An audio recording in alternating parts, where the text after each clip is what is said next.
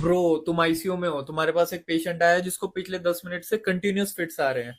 तुम कैसे मैनेज करोगे उसे? This is day 7 of mastering the ICU from the scratch. First thing is, इस कंडीशन को स्टेटस एपिलेप्टिकस बोलते हैं। मतलब सीजर एपिसोड जो 5 मिनट से ज्यादा कंटिन्यू करे या पेशेंट को कंटिन्यूअस सीजर्स आ रहे हैं without regaining the consciousness. These seizure episodes are dangerous to the brain, especially अगर पेशेंट स्टेटस एपिलेप्टिकस में है तो। इसीलिए इसको हमें जल्दी ट्रीट करना पड़ता है। तुम क्या करोगे इसमें? जैसे ही तुमने पेशेंट को सीजर आते हुए देखा, तुम पेशेंट को पहले लेफ्ट लेटरल पोजीशन दोगे ताकि पेशेंट गैस्ट्रिक कंटेंट को एस्पिरेट ना कर सके। Then you will check the airway कि पेटेंट है या नहीं या फिर कुछ ब्लॉकेज है। तुम पेशेंट को O2 सपोर्ट दोगे एंड अगर पेशेंट का जीसीएस बहुत लो है तो you also need to intubate the patient to protect the airway, क्योंकि पेशेंट गैस्ट्रिक कंटेंट को एस्पिरेट भी कर सकता है। ऑल्सो तुम सिडेशन भी दोगे पेशेंट को अगर पेशेंट स्टेटस एपिलेप्टिकस में है तो। नाउ ड्रग्स कौन से यूज करोगे तुम पेशेंट को जो सीजर्स आ रहे हैं उसको सेटल करने के लिए? तुम सबसे पहले सिस्टर को बोलोगे टू गिव मिडाजोलम। अगर पेशेंट को आईवी एक्सेस नहीं है तो तुम इसको 10 mg IM भी दे सकते हो। ये मिडास गाबा ए रिसेप्टर्स को एनहांस करके सीजर्स को सेटल करेगा। अगर तुम IM भी नहीं दे पा रहे हो मिडास, तो तुम मिडास का नेजल स्प्रे भी यूज कर सकते हो। ये तुम अराउंड 15 mg यूज कर सकते हो in an adult patient. And the best option, अगर आईवी लाइन है पेशेंट को तो you last the sister to give lorazepam 4 mg। इसका गाबा ए रिसेप्टर्स पे थोड़ा ज्यादा टाइम तक एक्शन होता है, मतलब ये लॉन्गर ड्यूरेशन के लिए हेल्प करेगा। अगर ये सब देने के बाद भी पेशेंट को सीजर्स आ रहे हैं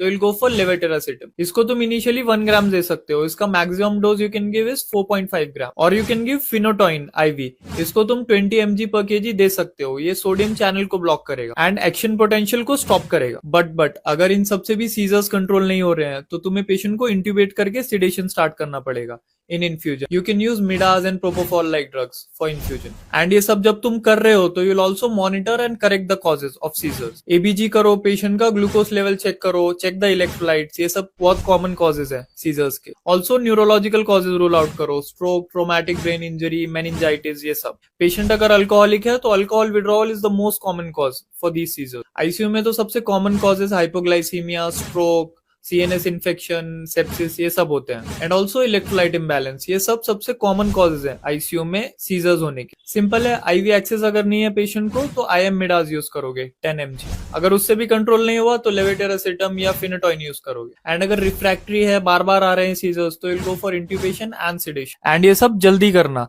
ध्यान रहे ब्रेन परमानेंटली डैमेज हो सकता है if not treated promptly. Also follow भी कर लो अगर इमरजेंसीज में डरना नहीं है तो।